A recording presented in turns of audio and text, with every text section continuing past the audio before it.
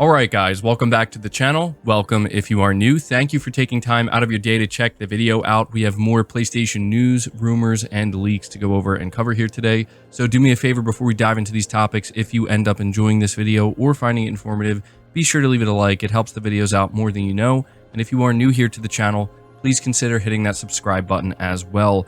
I just want to start out by talking about Final Fantasy 16.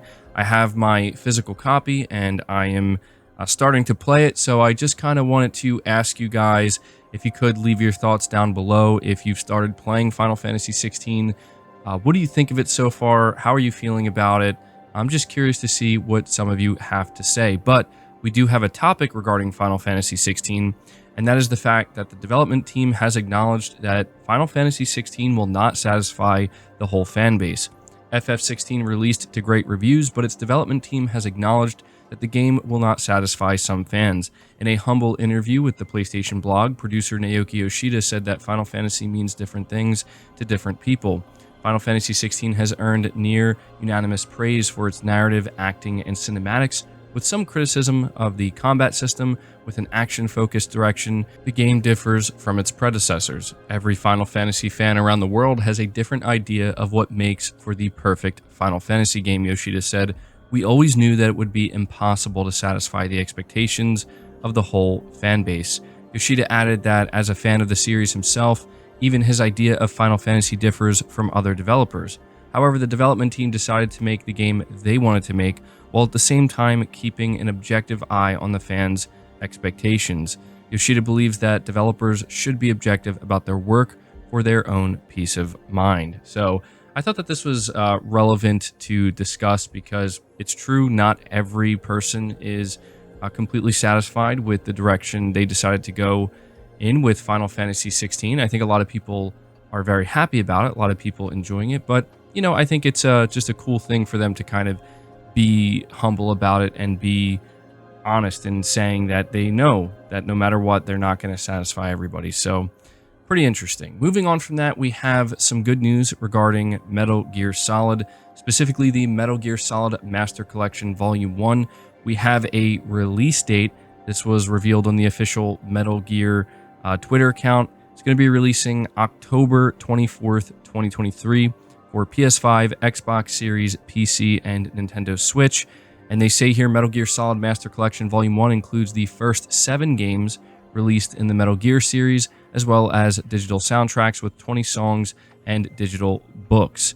So that is nice to finally get this release date. It is worth noting for those who care, there will be physical releases for this collection. So if you're somebody who likes to collect games physically, you will be able to do that with this volume. But we have some interesting information, maybe a leak, I guess, coming from IGN of all places.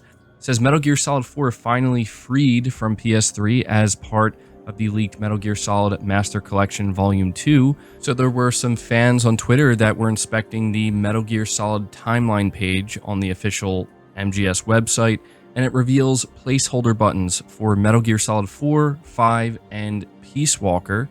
And they basically came to the conclusion that these 3 games are going to make up Volume 2, which will, you know, maybe come out sometime next year. But now IGN says that they understand this lineup for Metal Gear Solid Master Collection Volume 2 is actually accurate, and they've asked Konami for comment. So IGN is basically chiming in saying that their sources have confirmed that this is apparently going to be the lineup of Volume 2.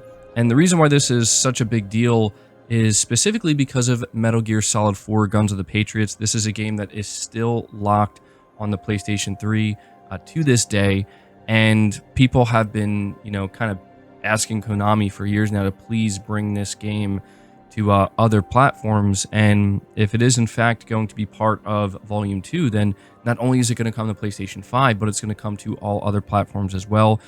Finally, as the title says, being freed from the PlayStation 3, which will be really cool to see. MGS4 is one of my favorite games of all time, so that'll definitely be exciting. Moving on from that, though, I have another report here. Xbox exclusivity is costlier than PlayStation exclusivity, Microsoft argues, being reported by PlayStation Lifestyle. Microsoft has claimed that it's easier for Sony to secure PS5 and PS4 exclusives because PlayStation has a significantly larger user base than Xbox consoles. Microsoft made this argument in yet another filing ahead of the legal showdown against the FTC that's set to begin today. Microsoft says that the larger a console's user base, the easier it is for its manufacturer to secure third-party exclusives. The company's statement further suggests that even first-party exclusives don't cost Sony as much as they cost Microsoft. The larger the platform's user base of potential purchasers relative to rivals, the smaller the portion of the market that must be bought out internally or externally to take a game exclusive, Microsoft claims. Exclusivity is considerably more costly for Xbox than it is for Sony. Microsoft has also proposed several ways for Sony to compete should its acquisition of Activision Blizzard go ahead. One of the ways Microsoft suggests Sony can compete is by acquiring another publisher like it acquired Bungie. The company suggests that it wouldn't be opposed to consolidation wars.